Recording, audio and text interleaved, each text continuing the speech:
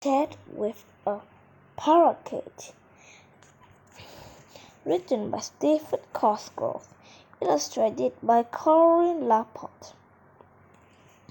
My name is Hetty Magruder. A whole lot of interesting stuff happens to me. For example, I had ever referred a parakeet. He wasn't one of those silly things, singing birds, but a real talking parakeet. He talked like there was no tomorrow. He talked about the weather and my friends and the boring things he had to eat. He yapped all day about how he would much rather eat cheese fries. Oh, and he loved pop music and telling the truth. The others who are not telling the truth, Tejas and Tori, have been misinformed and hoodwinked and blaze blue.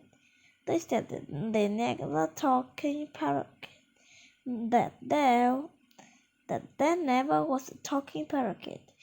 They said that the parakeet never even tasted a cheese fry. Mostly, they said that parakeets don't talk. They said that I must have read it all up. That's how I know there was been a misinformed and hoodwinked and bamboozled. 'Cause there really was what I said. There's always is, and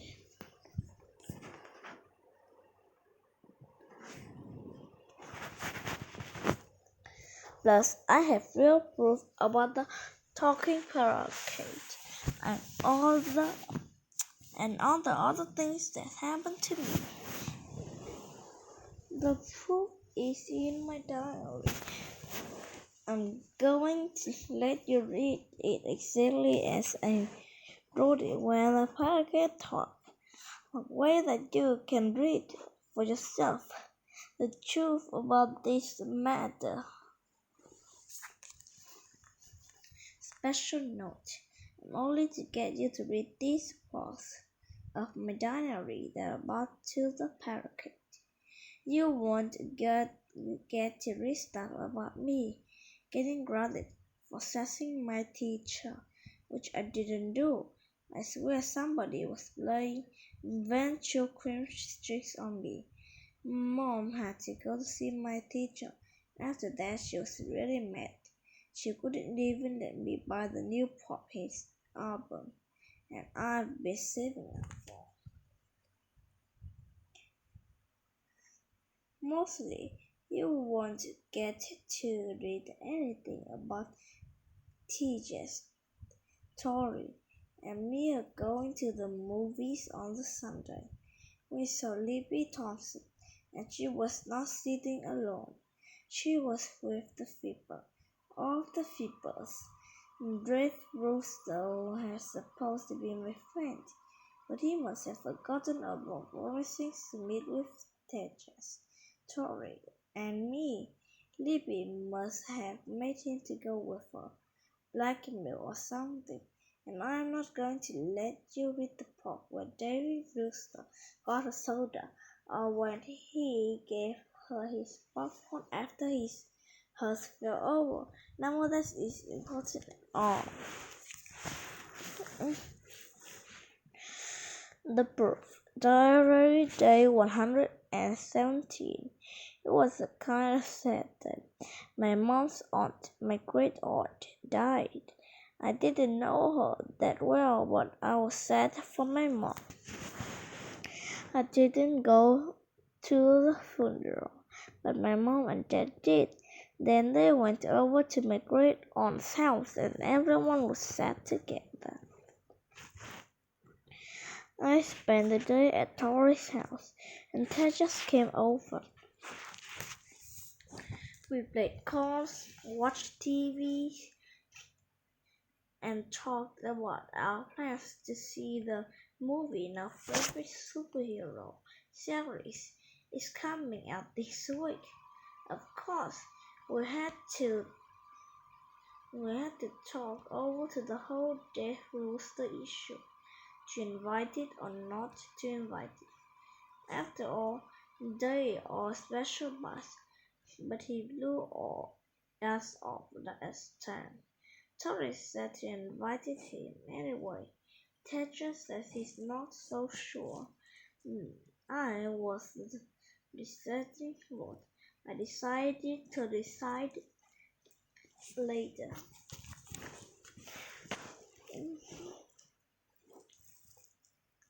Anyway, I was supposed to spend time at night at Tori's, but my mom wanted me to come home. She was in a much better mood when I got there. She didn't seem sad at all. In fact, she was pretty happy. She said there was a surprise waiting for me in my room. I thought for sure it was going to be Poppy's album that she wouldn't let me get. It wasn't. The surprise was a parakeet, my great aunt's parakeet, which my uncle had given to my mother. Mom said the parakeet was very special. It belonged to my great aunt. She said she knew I could take good care of it.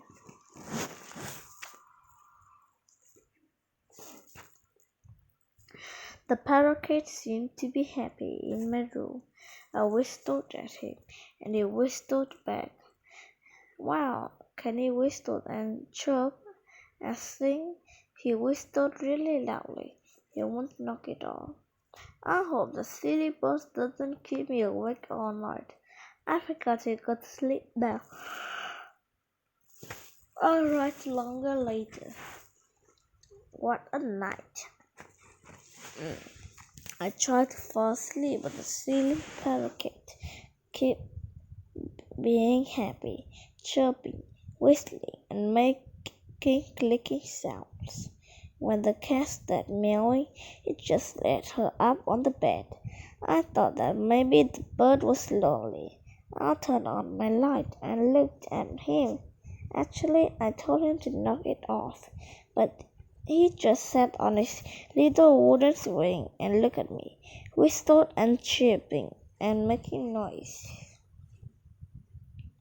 I opened the kitchen door, reached in, and gently lifted him up. He stopped sinking and didn't even flutter. My great aunt must have taken me out of his cage a lot. I climbed back into bed and settled him down on my pillow. He kind of hopped around and then he talked. Fred talked. He said my great aunt is called him Freddy, but he is much before Fred. I couldn't believe it. Fred was just speak as clearly as you or I. Well, my dear friend Hattie, he said, what did you want to do? Play cards? You do play cards and spades, don't you? Maybe we could race or mechanize or listen to some music. You do have a new Poppy's album, don't you?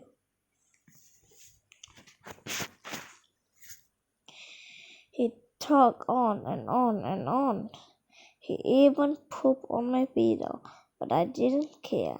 With Fred still thinking, I fell asleep. As I drifted off, he babbled on about flying south with the duck for the winters or something. He thought the life of the wandering duck was the life for him.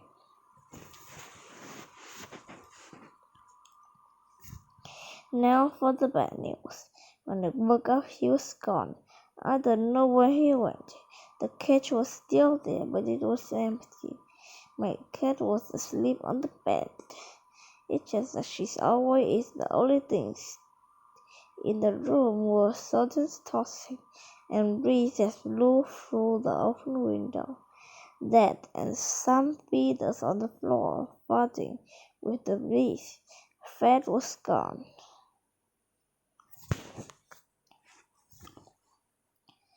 Mom was very upset. I tried to tell her that Fred had been talking about traveling with ducks. he may slip out, met up with a big old group of wild ducks, and hurt himself. I told her he wouldn't probably come back in the spring. I bet that's what happened. Nothing was going to get me off the hook because mom was really bad. I cried. I think it was because I miss Fred, even though I'm sure he has having fun with the ducks. I'm grounded for today, but Torres and Tejas still got to come over. I wish they hadn't. I told them about all the talking parakeet. I told them he even wanted to play cards and he loved puppies. I'm so frustrated with Tori and Texas. They said everything Fred told me must have been part of a dream. They said my mom was right and I should have kept her cage closed. They even said they thought the cat ate them. They have been misinformed and hoodwinked and bamboozled. My diary proves it. Sometimes people just miss what's right in front of them. After they left, Mom found me drawing pictures of Fred in my diary. She couldn't tell I was really sad. Even though Fred has a lot of duck friends in the picture, he always happy and I still miss him. Mom decided to need some cheering up. She said I could go to the movies with Torres and Tejas tomorrow. I was feeling friendly, so I called Davy and Rooster to see if he could too. He asked that Libby could come. Speaking of the mistake, it's possible I was wrong about the whole blackmail thing. So I said, "Yet, going to the movie is going to be a lot of fun."